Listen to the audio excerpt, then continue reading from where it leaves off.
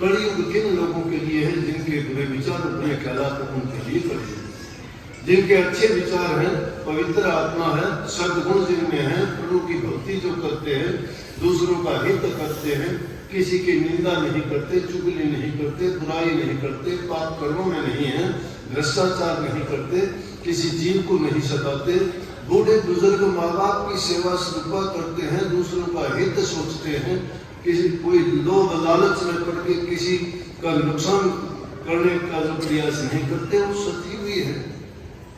वो तो जीते जी उन्होंने सब कुछ प्राप्त कर लिया, सब कुछ देख लिया है, इस जीवन से आगे कुछ नहीं है। इसीलिए इंसान जो करता है, जीवित समझो, जीवित बूझो, जीवित मुक्ति निवासा, मोहे मुक्ति बतावे गुरुआ धोखा दे विश्वासा। जीते जीत सब कुछ तुम्हारे सामने है। जो जीते जीत अच्छा नहीं कर पाया, मरने के बाद क्या करेगा? कर्म का परिणाम तो सबको भोगना पड़ेगा, उससे नहीं बचोगे, उससे नहीं बचोगे। ये बात अपने मन में पक्की कर लो कि कर्म अच्छे करो, शुभ कर्म करो, कभी तुम्हें दुख नहीं होगा, कभी दुख नहीं होगा। अच्छे कर्म करने में हो सकता है कुछ रोड़े अटकाने वाली चीजें, बाधा डालने वाली चीजें, तुम्हें परेशान करने वाली अनेक चीजें आएंगी, लेकिन उनकी परवाह नहीं करना। वो तुम्हें कष्ट देते हैं तो उनकी भी चिंता नहीं करना, चिंता नहीं करना। चिंता आदमी को जिंदा जी मार देती है। चिता तो मरने के बाद जलाती है, लेकिन चिंता जिंदा जी मारती है, इंसान को जलाती है। चिंता नहीं करना, उनको अपने रहने कर्म पर छोड़ो, मालिक उनको सजा जरूर देगा। क्यों देगा? हमें कहने की भी जरूरत नहीं, उसने अपना कर्म बढ़ा दिया है। जिसने जो भी कर्म बढ़ा दिया, परिणाम बढ़ गया उसका, कोई उसको मेट नहीं सकता। दुनिया में आज तक पैदा नहीं हुआ। धर्म के अवतार आए, उनको भी जिन्होंने कर्म बढ़ा दिया, उस कर्म को भोगना पड़ा, उनको बच नहीं पाए। कृष्ण जी को भी अपना कर्म पिछले जन्म का रामचंद्र जी के रूप में थे, तो उन्होंने बाली भील को जो छिप के तीर मारा था, उसका बदला बाली भील के हाथों तीर लगने के कारण प्राणांत हुआ उनका।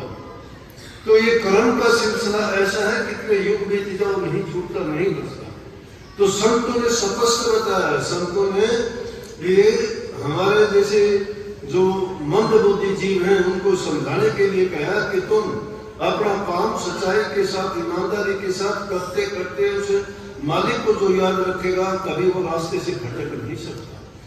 संत भटके हुए जीवों को रास्ता दिखाने के लिए तुम अगर प्रकाश दूसरे के लिए करते हो ना, और उपकार ऐसी चीज है, दूसरे का तुम भला करना चाहते हो, दूसरे के रास्ते को रोशन करना चाहते हो, तुम्हारे लिए रास्ता अपने आप रोशन हो गया। देख लेना कभी किसी को तुम प्रकाश दिखाने के लिए टॉर्च या कोई चीज लेके जाओगे, रास्ता तुम्हें उससे पहले दिखाई देगा। तुम दूसरे का तो हित कर रहे हो, लेकिन उससे तुम्हारा रास्ता भी साफ हो जाता है। सोचने की सिर्फ इंसान को जरूरत है, जिसकी सोच नहीं बदली, चाहे वो कहीं भी जाए, कितना बड़ा गुरु हो, कितना अच्छा सत्संग हो, कितना वो ध्यान अभ्यास करता हो, मैं नहीं मानता उसी। इंसान को प्रैक्टिकल होना पड़ेगा, उसको करना पड़ेगा अपने जीवन में। सभी अच्छे गुणों को अपना के, मैं आजमाई हुई चीजें कहता हूँ, मैं कभी तो आपको बनावटी झूठी किताबी बातों में मैं भी कम विश्वास करता हूँ, ना मुझे ज्ञान है किताबों का, ग्रंथों का नहीं।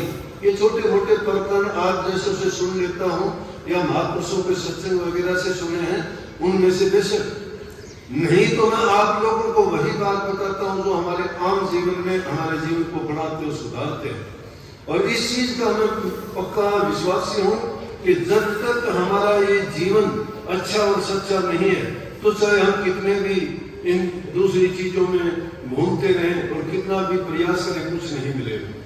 है प्यार करो, सबसे प्यार करो, कोई पराया नहीं है। उस मालिक की बनाई हुई मूर्तियां हैं, जो जिसके पास होता है वो वैसा ही बोलता है, वैसा ही करता है, जो जैसा उसके दिमाग में ख्याल और जो सोचता है। इसलिए अपनी सोच को जब अच्छी बना लोगे, तुम्हारा कर्म भी अपने आप अच्छा हो जाएगा। लेकिन जिसने अपनी सोच को ही नहीं बदला है, उसका कर्म कभी भी नहीं अच्छा हो सकता। दूसरा आपके कर्म को कोई नहीं सुधार सकता। सिर्फ संतों के वचन से, उनके मानने से, उनके आज्ञा का पालन करने से, उनके दर्शन करने से, उन पर यकीन और विश्वास करने से और प्रेम का नाता जोड़ने से तुम्हारा जीवन बदलता है। वो तुम्हारा सब कुछ बदल देगा। क्योंकि दुनिया में अगर कोई चीज है तो उसका जब रोग है, बीमारी है, उसका इलाज है। अगर कोई भी किसी प्रकार का दुनिया में अगर व्याधा कोई पैदा होती है तो उसका सॉल्यूशन भी है, हल है उसका समस्या का, हर समस्या का, लेकिन वो बदलेगा किस चीज के कारण? हमारी समझ के कारण। परंतु हम ना किसी से राय लेते हैं, और किससे राय ली जाए? गुरु से क्यों कही कि गुरुओं के गीत क्यों गाए गए कि गुरु निस्वार्थ होता है। गुरु अगर लालच के बस तुमसे कोई बात करता है, गुरु को छोड़ देना चाहिए। क्यों कहा कि बुरे के साथ जाओगे, काजल की कोठरी है ये दुनिया। यहाँ अच्छाई को तो अपनाने में बहुत समय लगता है, लेकिन बुराई तो एक सेकंड में आपको पकड़ लेगी और वो कभी फिर छुटाने से भी नहीं छूटेगी।